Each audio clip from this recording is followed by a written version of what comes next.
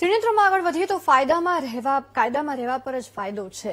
આ વાત હવે ધીમે ધીમે રાજ્યના ગુંડા તત્વોને કદાચ સમજાઈ જશે. કારણ કે સરકારે ગુંડા તત્વોની શાન ઠેકાણે લાવવા માટે તેમના ગેરકાયદે અડ્ડાઓ પર તવાઈ બોલાવવાનું શરૂ કર્યું છે. જેમાં ભાવનગરમાં સોમવારે મહિલા બુટલેગરોના અડ્ડા પર બુલડોઝર ચાલી ગયું. બોલો.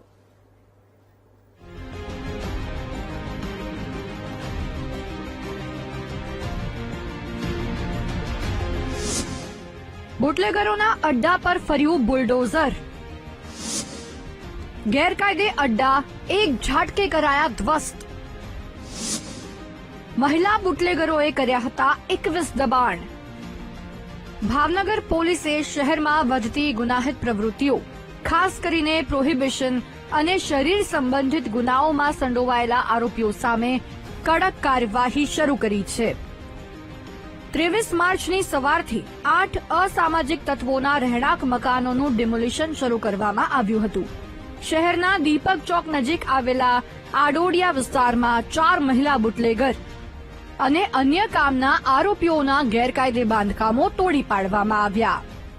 जिसमें मोटे तौर पर हमने लिस्टेड बुटलेगर्स और जो शरीर संबंधी गुना वाले जो गुनेगार थे उनके विरुद्ध ये कार्रवाई करने में हाथ धरी है.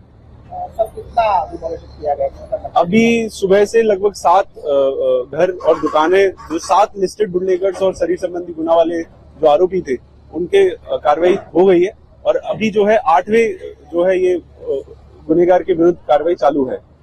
પોલીસની આ કામગીરી સરાહનીય છે. જો આવું વલણ દરેક અપનાવે તો શહેરમાં ધમધમતા ગેરકાયદે ધંધા ચોક્કસથી બંધ કરી શકાય છે. જો કે તેના માટે ભ્રષ્ટાચારને ડામવો સૌથી પહેલા જરૂરી છે, જેમાં પોલીસ વિભાગના હાથ ગળાડૂબ છે એવું વારંવાર વિપક્ષે કહ્યું છે. ત્યારે જોવાનું એ રહેશે કે પોલીસની આ કામગીરીની અસર આગામી દિવસોમાં ભાવનગર શહેરમાં જોવા મળે છે કે નહીં. Raju Baraiya, VTV news, Bhavnagar.